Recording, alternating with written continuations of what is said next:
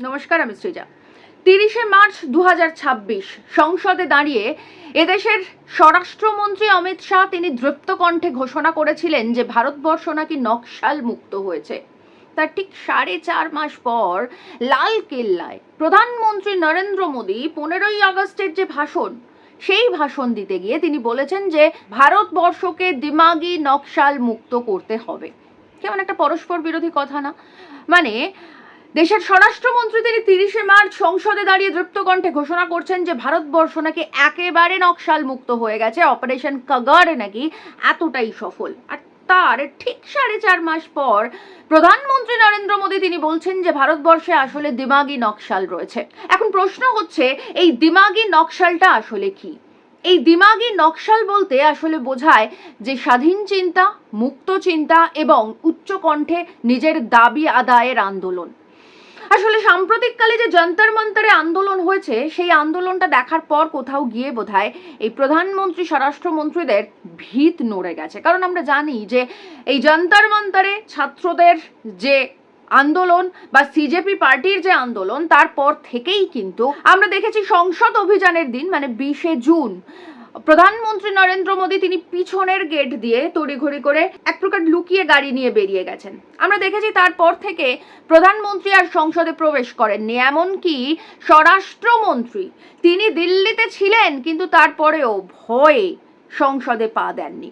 আসলে এই যে ভয়টা ফ্যাসিস্টদের মনের মধ্যে রয়েছে, এই ভয়টাকেই আসলে দিমাগি নকশাল বলে ফ্যাসিস্টরা। এই ঘটনা নতুন কিছু নয়, এই ইতিহাস আমাদের গোটা পৃথিবী জুড়ে বহু পুরনো ইতিহাস। আমরা যদি হিটলারের ইতিহাস দেখি, আমরা দেখব যে হিটলার মানুষের মস্তিষ্ককে দখল নেওয়ার জন্য গোয়েবেলসকে ফিট করেছিলেন এবং গোয়েবেলস সারা দিন বিদ্বেষ ঘৃণা ছড়িয়ে মানুষে মানুষে বিভেদ তৈরি করে হিটলারকে ক্ষমতায় টিকিয়ে রাখতে সাহায্য করেছিল। এবং শেষ পর্যন্ত হিটলারের পরিণতি কি হয়েছিল? হিটলার বাংকারে ঢুকে নিজের কপালে নিজের ট্রিগার টিপে আত্মহত্যা করতে বাধ্য হয়েছিল। আমরা যদি মুসোলিনির ইতিহাস দেখি, তাহলে দেখব যে মুসোলিনি আন্তোনিও গ্রামসিকে কারাগারে বন্দি করে বলেছিলেন যে অন্তত 20 বছর যেন তার মস্তিষ্কটাকে নিষ্ক্রিয় করে দেওয়া হয়। না, 20 বছর সময় লাগেনি, তার আগেই ছাড়া পেয়েছিলেন গ্রামসি। কিন্তু মুসোলিনির পরিণতি কি হয়েছিল? মুসোলিনিকে ইতালির মানুষ মেরে উল্টো করে ঝুলিয়ে দিয়েছিল। আমরা যদি শ্রীলঙ্কার ইতিহাস দেখি, সেখানেও দেখব যে জেভিপিকে একেবারে শেষ করে দিতে চেয়েছিল দক্ষিণ পন্থা, সেই জেভিপি এখন শ্রীলঙ্কার ক্ষমতায় রয়েছে। তো এরকমই হয়, এটাই সিস্টেম। আমরা অন্য দেশ না দেখে আমরা ভারতবর্ষের ইতিহাস নিয়েও আলোচনা করতে পারি। সেখানেও দেখব জিএন সাই বাবা থেকে স্ট্যানসামি, তাদের প্রত্যেককে জেলে পচিয়ে মারা হয়েছে।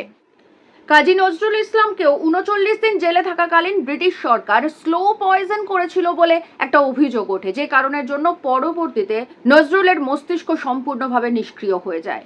এখনো পর্যন্ত উমর খালিদ, সার্জিল ইমামকে জেলে ভরে রাখা হয়েছে 5-6 বছর ধরে বিনা ট্রায়ালে। এভাবেই মস্তিষ্কের দখল নিতে চায়, এভাবেই মস্তিষ্ককে নিষ্ক্রিয় করতে চায় ফ্যাসিস্টরা। ফ্যাসিস্টরা মনে করে যে তাদের মতাদর্শ অনুসারে কিছু জম্বি তৈরি করলেই বোধহয় গোটা সমাজ বদলে যাবে এবং নিরীহ গ্রামবাসীকে বন্দুকের সামনে দাঁড় করিয়ে তাদেরকে শেষ করে দিলেই বোধহয় দেশ থেকে মাওবাদ, নকশালবাদ সমস্ত কিছু মুছে যাবে। কিন্তু লাল পতাকা কি এভাবে মোছা যায়?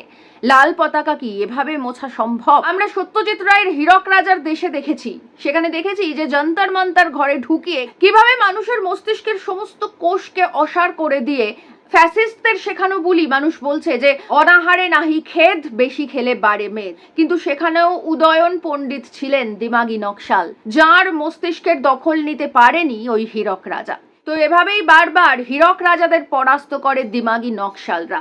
আর এই দিমাগি নকশাল হচ্ছে তারাই যারা আসলে স্বাধীন চিন্তা করতে পারে, যারা আসলে মুক্ত মনে চিন্তা করতে পারে এবং যারা আসলে নিজেদের স্বাধীন দাবি আদায়ের জন্য লড়াইয়ের ময়দানে নামতে পারে। তাই 30শে মার্চ যেদিন সংসদে দাঁড়িয়ে উচ্চকণ্ঠে স্বরাষ্ট্রমন্ত্রী ঘোষণা করেছিলেন যে ভারতবর্ষ নকশাল মুক্ত হয়েছে, সেদিনই আমি বলেছিলাম ভারতবর্ষকে নকশাল মুক্ত করার কথা এর আগে আমরা ইন্দিরা গান্ধীর মুখেও শুনেছিলাম। তিনিও একইভাবে সংসদে দাঁড়িয়ে বলেছিলেন ভারতবর্ষ নকশাল মুক্ত হয়েছে। আমরা মনমোহন সিংকে বলতে শুনেছিলাম সংসদে দাঁড়িয়ে, তিনিও বলেছিলেন যে নকশাল মুক্ত করে দিতে হবে ভারতবর্ষকে। আর আজকে স্বরাষ্ট্রমন্ত্রী বলছেন যে নকশাল মুক্ত হয়ে গেছে। আসলে এই যে নকশালিজম, সেটা আসলে ফ্যাসিস্টদের মাথার ভিতরে রয়েছে, মস্তিষ্কের চিন্তা ভাবনার মধ্যে রয়েছে। নকশালিজম আসলে একটা দাবি আদায়ের কৌশল মাত্র। নকশালিজম আসলে একটা নাম, নকশালিজম আসলে একটা পথ যে পথকে, যে আদর্শকে এভাবে শেষ করে দেওয়া যায় না। লাল পতাকাকে এভাবে মুছে দেওয়া যায় না। এই গোটা পৃথিবীতে যতদিন পর্যন্ত অন্তত একজন মানুষ শোষিত হবেন, তিনি লাল পতাকা নিয়ে ঘুরে দাঁড়াবেন, তিনি লাল পতাকা নিয়ে দাবি আদায় করবেন, তিনি লাল পতাকা নিয়ে আন্দোলন করবেন, তিনি লাল পতাকা নিয়ে মিছিলে হাঁটবেন। আর এটাই লাল পতাকার ঐতিহ্য। এই ফ্যাসিস্টরা যতই মনে করুক না কেন, বন্দুকের নলের সামনে অপারেশন কাগার নাম দিয়ে অসংখ্য নিরীহ গ্রামবাসীকে হত্যা করে তাদের জমি আদানির হাতে তুলে দেওয়ার মধ্যে সাফল্য রয়েছে। আর সংসদে দাঁড়িয়ে ভারত নকশাল মুক্ত হয়ে গেছে বলার মধ্যে একটা আলাদাই কৌলিন্য রয়েছে। তারা আসলে লাল পতাকার গুরুত্ব জানে না। এই সমাজ যতদিন চলমান থাকবে, এই সমাজে যতদিন ফ্যাসিস্টরা রাজত্ব করবে, ততদিন পর্যন্ত এই সমাজে লাল পতাকা থাকবে, ততদিন পর্যন্ত এই সমাজে দিমাগি নকশালরা থাকবে। আর এই সহজ সরল সত্যিটা যত তাড়াতাড়ি নরেন্দ্র মোদী বুঝে যাবেন, যত তাড়াতাড়ি অমিত শাহ বুঝে যাবেন, ততই ওনাদের জন্য ভালো।